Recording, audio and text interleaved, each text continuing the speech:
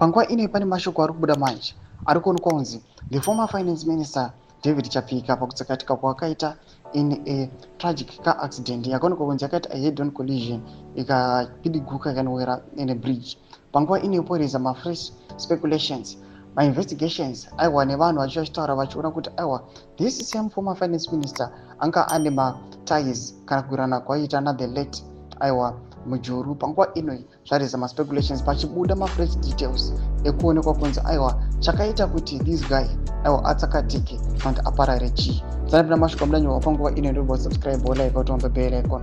TV napana hendo yamajarajara samudanyora chiti information from other factions says David Chapfika was assassinated over the Radna mine, which sits on some of the country's best gold fields in the Makaha area.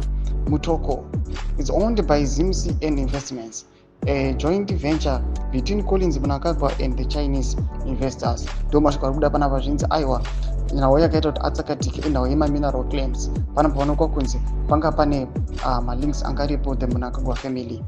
Panapa topina makomeza anodanyira chiti kufa kana kuurayiwa as long as ari munhu wezano ana basa.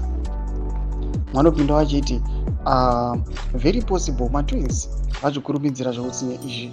Mwanopinda vachiti zvakaoma vana Collins vakatobata as far as Makaha vari kuita kuikokota Zimbabwe.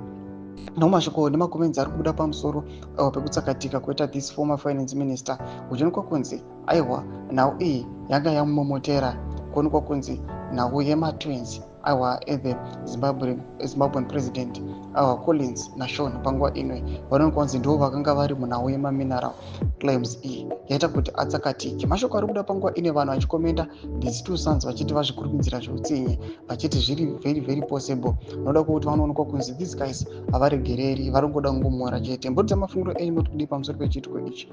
Nakomesa section medu musana subscribe or like chotombe bell icon.